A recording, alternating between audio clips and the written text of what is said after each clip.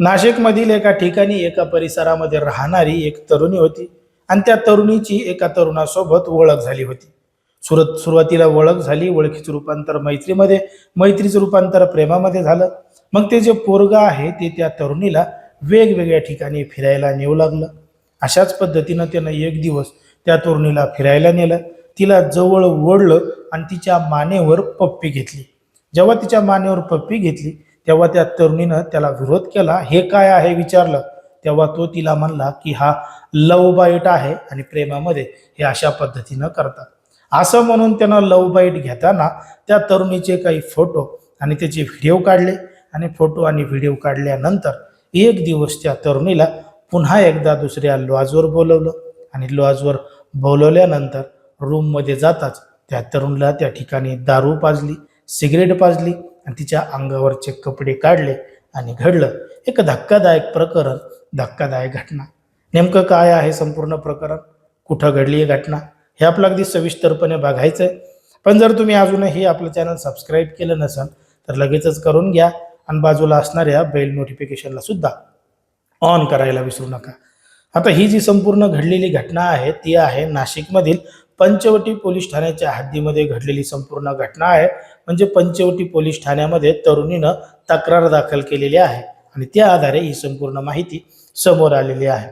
आता या ठिकाणी या परिसरामध्ये राहणारी एक तरुणी होती आणि त्या तरुणीची एका तरुणासोबत ओळख झाली होती. सुरुवातीला ओळख झाली, ओळखीचं रूपांतर मैत्रीमध्ये आणि मैत्रीचं रूपांतर प्रेमामध्ये झालं. मग आजकाल कसं आहे, ओळख झाली की मैत्री, मैत्री झालं की प्रेम आणि प्रेम झालं की आजकालच्या तरुण तरुणीला दमच निघत नाहीये. त्याच पद्धतीनं त्या तरुणानं त्या तरुणीला जवळ ओढलं, तिच्या मानेवर पप्पी घेतली, किस केलं आणि तिला लव बाईट असल्याचं सांगितलं. मग आता असं सांगितल्यानंतर तिचा फोटो काढला आणि ते फोटो व्हायरल करण्याची धमकी देऊन त्या तरुणीला लॉजवर बोलवलं. लॉजवर बोलून तिला त्या ठिकाणी दारू पाजली, सिगरेट पाजली, तिचे सगळे कपडे काढले आणि तिच्यासोबत नको ते कृत्य त्याच लॉजमध्ये केलं. आणि हे करत असताना पुन्हा तिचे नको तसे फोटो आणि व्हिडिओ काढून तिला धमकवायला सुरुवात केली आणि व्हायरल करण्याची धमकी देऊन तिला परेशान करायला सुरुवात केली. बघा, आता त्या पोरानं त्या तरुणीचा अशा पद्धतीनं फायदा घेतला होता, त्यानं तिला फसवलेलं होतं आणि तिचेच व्हिडिओ व्हायरल करण्याची धमकी तिला दिली होती. आता हा सगळा प्रकार घडल्यानंतर त्या तरुणीला काय करावं काय नाही हे तिला समजत नव्हतं. म्हणून तिनं तात्काळ जवळचं पोलीस स्टेशन गाठलं पंचवटी आणि पंचवटी पोलीस ठाण्यामध्ये जाऊन घडलेलं संपूर्ण प्रकरण सांगितलं, लेखी तक्रार दाखल केली. पोलिसांनी तरुणीच्या तक्रारीवरून गांभीर्याने संपूर्ण प्रकरणाची दखल घेतलेली आहे. त्या आरोपीविरोधात रीतसर कारवाई करून त्याला अटक सुद्धा केलेली आहे आणि त्याच्यावर कारवाई सुद्धा चालू आहे. पण मात्र सध्या समाजामध्ये, देशामध्ये, राज्यामध्ये कशा पद्धतीच्या घटना घडतायत. पोरं पोरीला लॉजवर नेत आहेत, पोरी सुद्धा त्यांच्यासोबत जात आहेत. मग कुठंतरी पोरींना सावध व्हायला पाहिजे, सतर्क व्हायला पाहिजे. आपल्याला कोण फसवतोय, आपण कोणासोबत जात आहोत या गोष्टीचं भान सुद्धा ठेवायला पाहिजे. काही काही तरुणींचे फोटो व्हिडिओ ते तरुण स्वतः हातामध्ये सेल्फी घेऊन काढतात. म्हणजे ज्या पद्धतीनं अमरावतीचं प्रकरण घडलंय त्या आरोपीनं तर स्वतःच्या हातामध्ये मोबाईल धरून सेल्फी मोड करून व्हिडिओ आणि फोटो काढलेत.